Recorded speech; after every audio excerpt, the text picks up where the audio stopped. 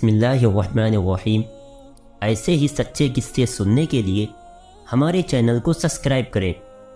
قبر سے حضور صلی اللہ علیہ وسلم کا جسم نکالنے کی کوشش۔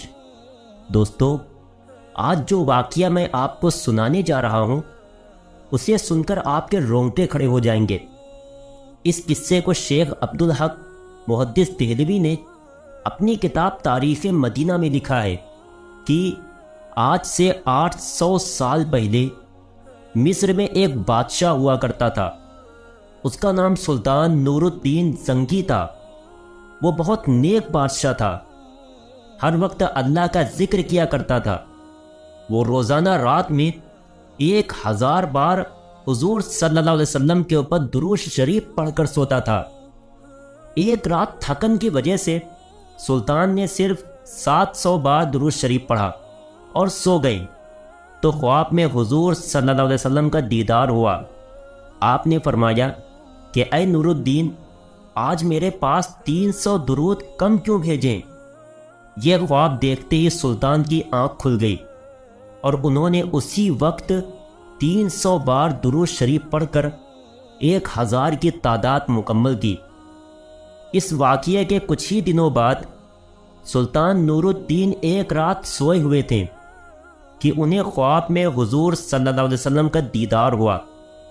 آپ صلی اللہ علیہ وسلم نے سلطان سے کہا کہ اے سلطان، 2 عیسائی آدمی میرے جسم کو قبر سے نکالنا چاہتے ہیں۔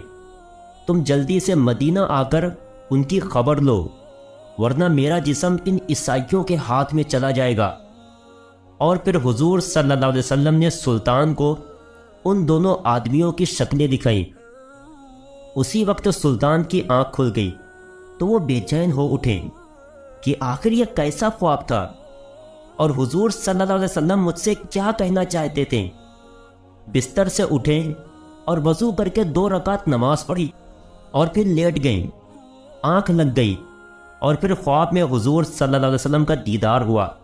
آپ فرما رہے تھے کہ سلطان، تم کیوں سو گئے؟ میری بات پر دھیان دو، جلدی سے مدینہ آؤ اور مجھے ان دونوں عیسائی کتوں سے بچاؤ جو میرا جسم نکالنا چاہتے ہیں۔ سلطان پھر گھبرا کر اٹھ بیٹھے۔ اس بار بھی سلطان نے جا کر وضو کیا اور 2 رکعت نماز پڑھی۔ ان کی آنکھ پھر سے لگ گئی اور وہ سو گئے۔ خواب میں انہیں پھر سے حضور صلی اللہ علیہ وسلم کا دیدار ہوا۔ آپ صلی اللہ علیہ وسلم نے تھوڑا سختی سے فرمایا کہ اے سلطان، جلدی سے مدینہ آؤ اور مجھے ان عیسائیوں سے بچاؤ۔ سلطان گھبرا کر اٹھ بیٹھے اور رات ہی میں اپنی ساری فوج کو جمع کیا اور کہنے لگے کہ کچھ نہ کچھ معاملہ ضرور ہے۔ حضور صلی اللہ علیہ وسلم کے جسم مبارک کو کوئی خطرہ ہے، اسی لیے مجھے خواب میں بار بار حضور صلی اللہ علیہ وسلم کا دیدار ہو رہا ہے اور آپ فرما رہے ہیں کہ مدینہ آ کر مجھے ان عیسائیوں سے بچاؤ۔ سلطان نے اپنا لشکر تیار کیا اور رات ہی میں ایک بڑی فوج کے ساتھ مدینہ کی طرف روانہ ہو گئے۔ 2 دنوں کے سفر کے بعد وہ مدینہ پہنچے۔ سلطان کے وزیر جمال الدین نے کہا کہ اے سلطان، اگر آپ سیدھے لوگوں سے یہ پوچھیں گے کہ کون حضور صلی اللہ علیہ وسلم کا جسم مبارک نکالنے کی کوشش کر رہا ہے تو شاید وہ دونوں عیسائی چوکنا ہو جائے اور ہمارے ہاتھ نہ لگیں۔ اس لیے آپ ایک کام کریں کہ تمام مدینہ والوں میں انعام تقسیم کرنے کا اعلان کر دیں اور پھر ایک جگہ پر بیٹھ کر آپ ہر انعام لینے والے کی شکل دیکھیں۔ اس طرح آپ ان دونوں عیسائیوں کو آسانی سے پہچان لیں گے اور ہمیں انہیں پکڑنا آسان ہوگا۔ سلطان نے کہا ٹھیک ہے، اس کا انتظام کیا جائے۔ اور پھر صبح ہوتے ہی پورے مدینہ میں اعلان کر دیا گیا کہ سلطان نور الدین کی طرف سے تمام مدینہ والوں کو انعام بانٹے جائیں گے۔ انعام تقسیم کے وقت سلطان ایک کرسی پر بیٹھ گئے اور وزیر جمال الدین لوگوں کو ایک ایک کر کے انعام دینے لگے۔ سلطان ہر آنے والے انسان کا چہرہ خوب غور سے دیکھتے، لیکن انہیں وہ 2 انسان نظر نہیں آ رہے تھے جن کی شکل حضور صلی اللہ علیہ وسلم نے خواب میں دکھا کر سلطان سے کہا تھا کہ یہ دونوں مجھے نکالنا چاہتے ہیں۔ دوپہر کا وقت ہو گیا، سارے انعام بڑھ گئے لیکن ان دو عیسائیوں کا کوئی سراغ نہ ملا۔ سلطان نے مدینہ والوں سے پوچھا کہ تم میں سے کوئی بچا تو نہیں ہے؟ لوگوں نے کہا نہیں سلطان، سارے لوگ انعام پا چکے ہیں، اب مدینہ میں کوئی انعام پانے سے نہیں بچا۔ سلطان نے کہا نہیں، ابھی 2 لوگ بچے ہیں، وہ میرے پاس حاضر نہیں ہوئے ہیں۔ تو لوگوں کی بھیڑ میں سے ایک آدمی نے آگے بڑھ کر کہا کہ ہاں سلطان، آپ ٹھیک کہہ رہے ہیں، ہمارے محلے میں 2 اللہ کے بڑے نیک بندے ہیں، وہ اپنے گھر سے باہر نہیں نکلتے ہیں، نہ کسی سے کوئی مطلب رکھتے ہیں، صرف نماز پڑھنے کے لیے مسجد نبوی میں آتے ہیں اور پھر اپنے گھر میں ہر وقت اللہ کی تسبیح پڑھا کرتے ہیں۔ وہ دونوں بڑے نیک آدمی ہیں، ہم لوگوں کی بہت مدد کرتے ہیں اور خوب صدقہ خیرات دیتے ہیں، وہ انعام لینے نہیں آئے ہیں۔ سلطان نے کہا کہ میں ان سے ملنا چاہتا ہوں۔ لوگوں نے کہا سلطان، آپ ان سے مل کر کیا کریں گے؟ وہ دونوں تو بیچارے دنیا سے الگ تھلگ اپنی عبادتوں میں لگے رہتے ہیں، دنیا داری سے انہیں کوئی مطلب ہی نہیں۔ سلطان نے کہا کہ مجھے ان دونوں پر شک ہے کہ وہ دونوں تم سبھی کو دھوکہ دے رہے ہیں اور نیک بننے کا صرف ناٹک کر رہے ہیں اور تمہاری آنکھوں میں دھول جھونک رہے ہیں۔ لوگوں نے کہا سلطان، ہمارے نیک لوگوں کے بارے میں ایسی باتیں نہ کریں، وہ بہت اچھے لوگ ہیں، ہم ان کے خلاف کوئی گستاخی برداشت نہیں کریں گے۔ سلطان نور الدین نے جب دیکھا کہ لوگ مخالفت پر آ سکتے ہیں تو انہوں نے مدینہ کے حاکم کو اپنے پاس بلایا اور انہیں ساری باتیں بتا دیں کہ خواب میں مجھے حضور صلی اللہ علیہ وسلم نے ایسی ایسی باتیں بتائی ہیں، اس لیے میں ان دونوں آدمیوں سے ملنا چاہتا ہوں۔ حاکم نے کہا کہ سلطان، تم پریشان نہ ہو، میں اس کا انتظام کرواتا ہوں، اور جو بھی مخالفت کرنے کے لیے سامنے آئے گا اسے کڑی سے کڑی سزا دی جائے گی۔ اور پھر سلطان نور الدین مدینہ کے حاکم کے ساتھ ان دونوں آدمیوں کے گھر پہنچے۔ سلطان نے جیسے ہی ان دونوں آدمیوں کی شکلیں دیکھیں تو وہ انہیں پہچان گئے، کیونکہ یہ دونوں وہی انسان تھے جن کی شکلیں حضور صلی اللہ علیہ وسلم نے خواب میں سلطان کو دکھائی تھی اور فرمایا تھا کہ یہ دونوں میری قبر سے میرے جسم کو نکالنا چاہتے ہیں۔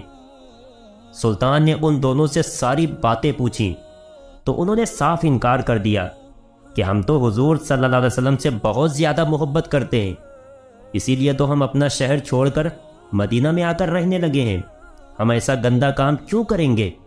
سلطان نے کہا تم سچ سچ بتا دو ورنہ میں تمہیں بہت سخت سزا دوں گا۔ ان لوگوں نے کہا کہ اے سلطان، ہم بالکل بے قصور ہیں، تمہیں جو کرنا ہے کر سکتے ہو۔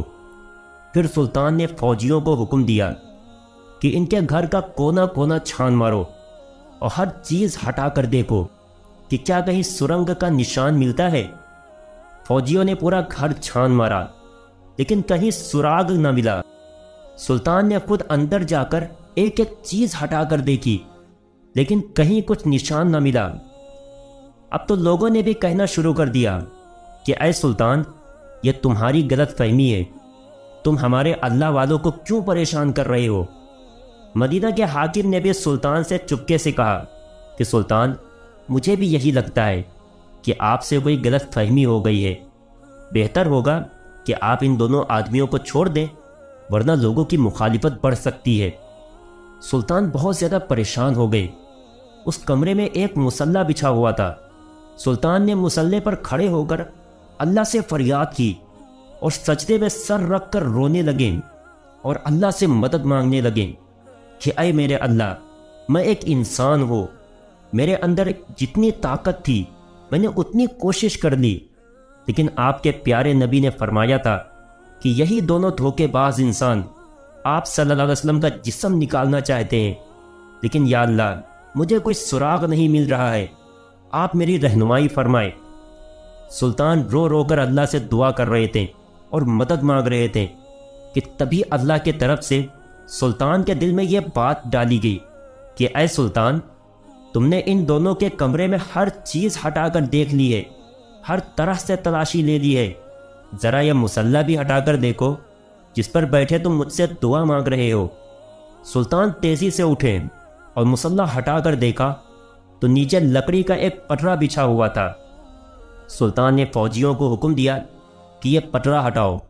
جیسے ہی اس پٹرے کو ہٹایا گیا تو نیچے ایک سرنگ بنی ہوئی تھی۔ سلطان نے ایک فوجی سے کہا کہ جا کر دیکھو کہ یہ سرنگ کدھر کو جاتی ہے۔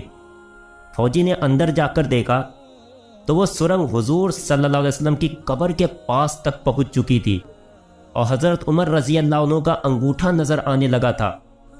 فوجی نے واپس آ کر سلطان کو یہ باتیں بتائیں تو سلطان نے ان دونوں عیسائیوں کو گرفتار کروا کر اپنے سامنے پیش کیا اور پھر ان سے پوچھا کہ اب تم سچ سچ بتا دو ورنہ میں تمہاری گردن اڑا دوں گا۔ ان دونوں نے جواب دیا کہ اے سلطان، ہمیں عیسائیوں کی طرف سے یہاں مدینہ بھیجا گیا ہے تاکہ ہم مسلمانوں کے نبی کا جسم نکال کر انہیں دے سکے اور اس کے بدلے میں ہمیں بہت سارا انعام دیا جائے گا۔ اسی لیے ہم دونوں نے اپنا بھیس بدلا اور ایک نیک آدمی کی شکل بنا کر مدینہ میں آ کر رہنے لگے۔ خود پر لوگوں کا بھروسہ بڑھانے کے لیے ہم لوگوں میں صدقہ خیرات کرتے تاکہ کسی کو ہم پر شک بھی نہ ہو سکے۔ جب سبھی لوگ رات میں سو جاتے تو ہم دونوں اس سرنگ کو کھودتے تھے اور اس کی مٹی باہر قبرستان میں قبروں کے اوپر ڈال آتے تاکہ کسی کو پتہ بھی نہ چلے۔ کل ہمارا کام مکمل ہو جاتا اور ہم رات میں ہی تمہارے نبی کا جسم لے کر اپنے شہر چلے جاتے ہیں۔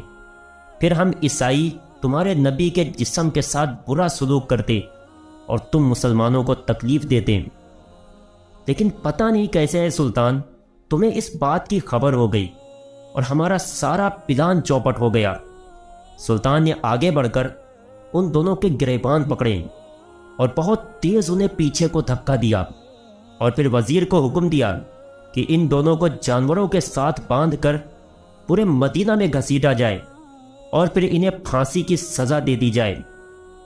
ان سب کے بعد سلطان نے حضور صلی اللہ علیہ وسلم کی قبر مبارک کے چاروں طرف زمین کے اندر سے ایک خندق کھدوائی اور اس میں 7 دیواریں بنوا کر اس میں پگھلا تانبا، لوہا اور تارکول ڈلوا دیا تاکہ کوئی دوبارہ حضور صلی اللہ علیہ وسلم کے جسم مبارک کو نکالنے کی ہمت بھی نہ کر سکے۔ کتابوں میں لکھا ہے کہ اس واقعے کے بعد سلطان نور الدین مدینہ کی گلیوں میں رو رو کر اللہ سے کہا کرتے تھے کہ اے اللہ، اتنی بڑی دنیا میں تو نے مجھ جیسے فقیر کو اس عظیم کام کے لیے چنا، اس پر میں آپ کا جتنا شکر ادا کروں کم ہے۔ دوستو، اگر ویڈیو پسند آئی ہو تو لائک کرنا اور چینل کو سبسکرائب کرنا نہ بھولیں اور جاتے جاتے ایک پیارا سا کمنٹ ضرور کر دینا۔ السلام علیکم۔